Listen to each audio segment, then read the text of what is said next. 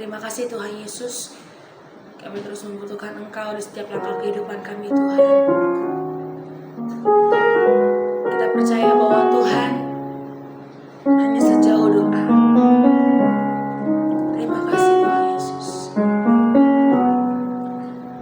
Bila kau rasa gelisah di hatimu, bila kalang kabut tak menentu hidupmu, ingat masih ada seorang nolong bagimu.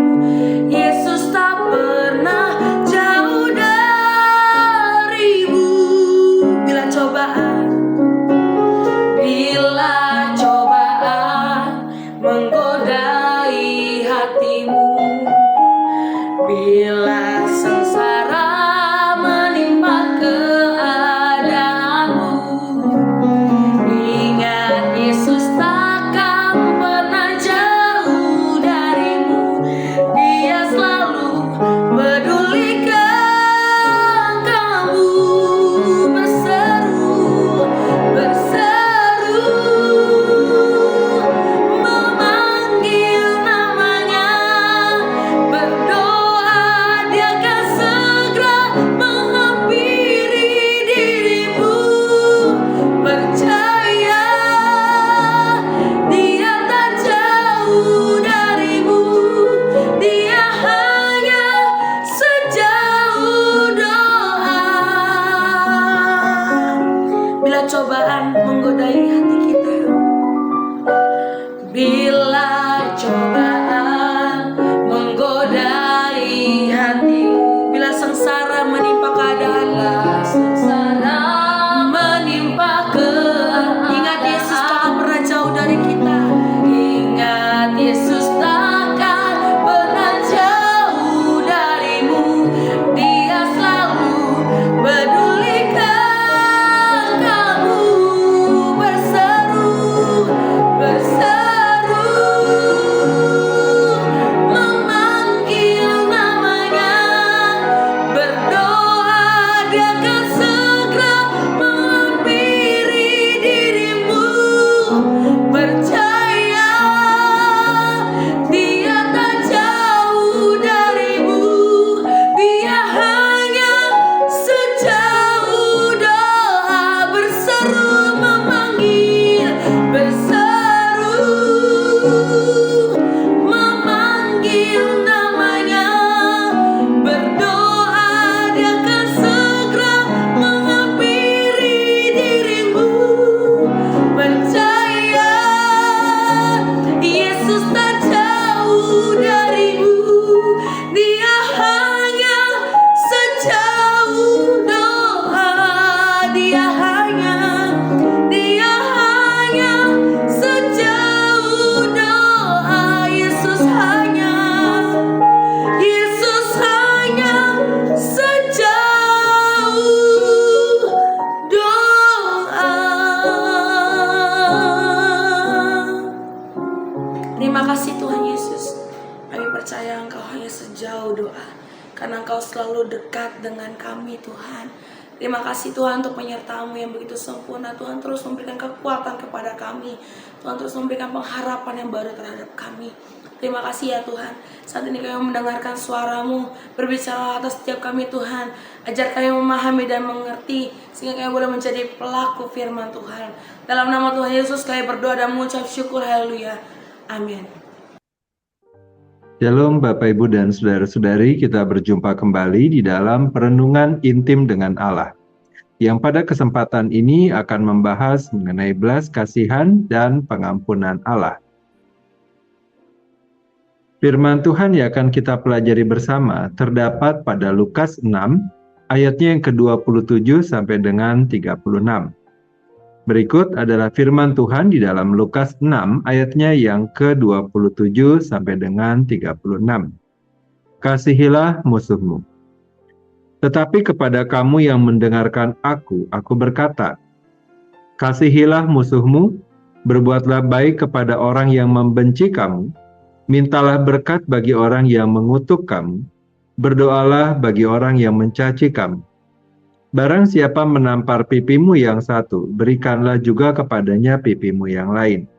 Dan barang siapa yang mengambil jubahmu, biarkan juga ia mengambil bajumu. Berilah kepada setiap orang yang meminta kepadamu, dan janganlah meminta kembali kepada orang yang mengambil kepunyaanmu. Dan sebagaimana kamu kehendaki supaya orang perbuat kepadamu, perbuatlah juga demikian kepada mereka. Dan jikalau kamu mengasihi orang yang mengasihi kamu, apakah jasamu? Karena orang-orang berdosa pun mengasihi juga orang-orang yang mengasihi mereka. Sebab jikalau kamu berbuat baik kepada orang yang berbuat baik kepada kamu, apakah jasamu? Orang-orang berdosa pun berbuat demikian. Dan jikalau kamu meminjamkan sesuatu kepada orang karena kamu berharap akan menerima sesuatu daripadanya, apakah jasamu? Orang-orang berdosa pun meminjamkan kepada orang-orang berdosa, supaya mereka menerima kembali sama banyak. Tetapi kamu, kasihilah musuhmu, dan berbuatlah baik kepada mereka, dan pinjamkan dengan tidak mengharapkan balasan. Maka upahmu akan besar, dan kamu akan menjadi anak-anak Allah yang Maha Tinggi, sebab Ia baik terhadap orang-orang yang tidak tahu berterima kasih, dan terhadap orang-orang jahat. Hendaklah kamu murah hati, sama seperti Bapamu adalah murah hati. Demikianlah pembacaan firman Tuhan. Berbahagialah kita yang mendengarnya dan tekun melaksanakannya. Bapak, Ibu, dan Saudara-saudari, di dalam Lukas 6 ayat yang ke-27 dituliskan, "Tetapi kepada kamu yang mendengarkan aku berkata, kasihilah musuhmu, berbuatlah baik kepada orang yang membenci kamu." Dengan kalimat pembuka ini, Yesus membalikan logika berpikir masyarakat saat itu dan juga kita saat ini. Ia menyerukan sebuah pesan, bahwa kasih tidak hanya untuk orang-orang yang menyenangkan kita, tetapi juga untuk mereka yang memusuhi kita. Ini adalah pernyataan yang berakar dalam karakter Allah sendiri. Allah yang murah hati, penuh belas kasihan dan panjang sabar. Belas kasihan dan pengampunan Allah adalah dasar moral dan spiritual dari kehidupan orang percaya. Kita dipanggil bukan hanya untuk meniru tindakan Kristus, tetapi untuk mengalami belas kasihan Allah secara pribadi, agar kita pun dimampukan untuk menjadi alat belas kasihan di tengah dunia yang haus akan kasih sejati. Injil Lukas ditulis untuk menunjukkan bahwa Injil Yesus Kristus adalah kabar baik bagi semua bangsa, termasuk orang-orang yang terpinggirkan dan dibenci. Lukas sangat menekankan kasih Allah kepada kaum miskin, orang berdosa, perempuan, dan bangsa-bangsa bukan Yahudi. Lukas 6 menampilkan etika kerajaan Allah yang mengajarkan identitas sebagai murid Yesus. Pengampunan dan belas kasihan adalah identitas yang membedakan orang percaya dari dunia. Kasihilah musuhmu bukanlah ajaran baru. Dalam konteks kehidupan masyarakat Yahudi abad pertama, kasih sangat dikaitkan dengan komunitas sendiri, dan musuh adalah orang yang sah untuk dibenci. Tetapi Tuhan Yesus mematahkan tradisi ini. Ia memerintahkan para murid untuk mengasihi bukan hanya teman, tetapi juga musuh. Bapak, Ibu, dan saudara-saudari, terdapat 3 bentuk kasih yang diungkapkan Yesus dalam ayat-ayat ini. Yang pertama, berbuat baik kepada orang yang membenci kita. Ini adalah tindakan aktif, bukan pasif. Tidak cukup hanya tidak membalas, tetapi harus memberi kebaikan. Yang kedua, memberkati orang yang mengutuk kita, berbicara dengan kata-kata yang membangun terhadap mereka yang merendahkan kita. Yang ketiga, mendoakan orang yang mencaci kita, menyerahkan mereka dalam doa, memohonkan belas kasihan bagi mereka. Inilah gambaran konkret kasih agape, kasih yang tidak bersyarat, tidak tergantung pada respon, dan mengalir dari hati Allah sendiri. Tuhan Yesus juga memberikan ilustrasi yang mungkin membuat kita heran. Memberikan pipi yang lain, memberikan baju juga kepada orang yang mengambil jubah kita. Apakah ini berarti kita harus selalu membiarkan orang menyakiti kita? Tentu tidak. Tetapi ayat ini menolak kita untuk membalas dendam, sehingga kita menyerahkan hak pembalasan kepada Allah. Ayat 31 mengandung apa yang sering disebut sebagai golden rule. Dan sebagaimana kamu kehendaki supaya orang perbuat kepadamu, perbuatlah juga demikian kepada mereka. Ini adalah sebuah panggilan untuk proaktif dalam kasih. Tuhan Yesus kemudian mengulangi perintahnya sebagaimana dituliskan dalam ayat 35. Tetapi kamu kasihilah musuhmu dan berbuatlah baik kepada mereka, dan pinjamkan dengan tidak mengharapkan balasan. Mengapa? Karena inilah karakter Allah sendiri. Karena Ia baik terhadap orang-orang yang tidak tahu berterima kasih dan terhadap orang-orang yang jahat. Allah tidak membalas kejahatan dengan kejahatan. Ia menunjukkan belas kasihan kepada orang berdosa. Dan sebagai anak-anaknya kita dipanggil untuk mencerminkan belas kasihan itu. Ayat 36 menjadi klimaksnya. Hendaklah kamu murah hati sama seperti Bapamu adalah murah hati. Dalam bahasa Yunani disebutkan oiktirmon, yang berarti bukan hanya baik hati, tetapi penuh kasih yang lembut terhadap penderitaan orang lain. Ini adalah belas kasihan yang aktif, bukan pasif. Belas kasihan Allah itu tidak terbatas dan tanpa syarat. Ia tidak memperhitungkan dosa kita, melainkan menghapusnya dengan sepenuhnya. Bapak, Ibu, dan saudara-saudari, kita mengetahui bahwa keselamatan adalah karya Allah sepenuhnya. Kita diselamatkan oleh anugerah, bukan karena kasih kita kepada Allah, tetapi karena kasih Allah kepada kita. Dan belas kasihan hanyalah buah dari anugerah itu. Injil tidak hanya menunjukkan belas kasihan Allah, tetapi juga memampukan umat untuk hidup dalam belas kasihan. Tuhan Yesus memberi kita gambaran nyata tentang bagaimana kerajaan Allah hadir di bumi. Ia sendiri adalah kasih yang menjelma. Di kayu salib, Ia tidak membalas ejekan, tetapi Dia berkata, "Ya Bapa, ampunilah mereka, sebab mereka tidak tahu apa yang mereka perbuat." Lukas 23 ayat 24. Inilah kekuatan Injil. Belas kasihan menang atas penghakiman.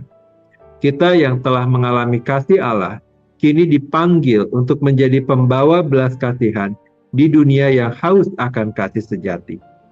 Akhirnya kita semua akan berdiri di hadapan tahta Allah. Di saat itu kita tidak akan memohon keadilan, tetapi belas kasihan. Dan puji Tuhan, Allah adalah Bapa yang penuh belas kasihan. Sebab Tuhan itu baik kepada semua orang dan penuh rahmat terhadap segala yang dijadikannya. Mazmur 145 ayat 9. Mari kita berdoa. Bapa yang baik, kami datang ke hadirat-Mu dengan penuh rasa syukur karena Engkau telah lebih dahulu mengasihi kami ketika kami masih menjadi musuh-Mu. Dengan belas kasihan-Mu yang begitu besar, Engkau menganugerahkan Putra-Mu, Tuhan dan Juru Selamat kami, Yesus Kristus, sebagai korban pendamaian bagi dosa kami. Biarlah kebenaran Injil ini terus melembutkan hati kami, agar kami tidak hanya menjadi penerima belas kasihan, tetapi juga mampu mengampuni dan mengasihi sesama kami manusia. Bapa yang baik, kami menyadari bahwa mengasihi musuh bukanlah hal yang mudah. Kami sering jatuh dalam keinginan untuk membalas, untuk menuntut keadilan menurut ukuran kami sendiri. Namun Engkau memanggil kami untuk berbuat baik kepada mereka yang membenci kami, memberkati mereka yang mengutuk kami, dan mendoakan mereka yang mencaci kami. Kiranya Roh-Mu yang kudus menolong kami untuk memiliki hati seperti Kristus, hati yang lembut dan penuh belas kasihan. Bentuklah kami untuk menjadi murid-murid yang mencerminkan karakter Bapa, murah hati, pengampun, dan rendah hati. Ajarlah kami ya Tuhan, untuk menyerahkan hak kami kepadamu dan hidup dalam kebenaran kerajaan-Mu yang penuh damai. Kiranya melalui hidup kami orang-orang yang tersisih, yang dibenci dan yang berdosa, dapat merasakan kehangatan kasih-Mu yang tidak bersyarat. Mampukan kami menjadi saksi Injil yang hidup, yang tidak membalas kejahatan dengan kejahatan, tetapi mengalahkan kejahatan dengan kebaikan. Dan ketika kelak kami berdiri di hadapan tahta-Mu, kami tidak bersandar pada perbuatan kami, tetapi hanya pada belas kasihan-Mu yang kekal. Terima kasih Bapa, kini kami mohonkan kembali kepada Tuhan.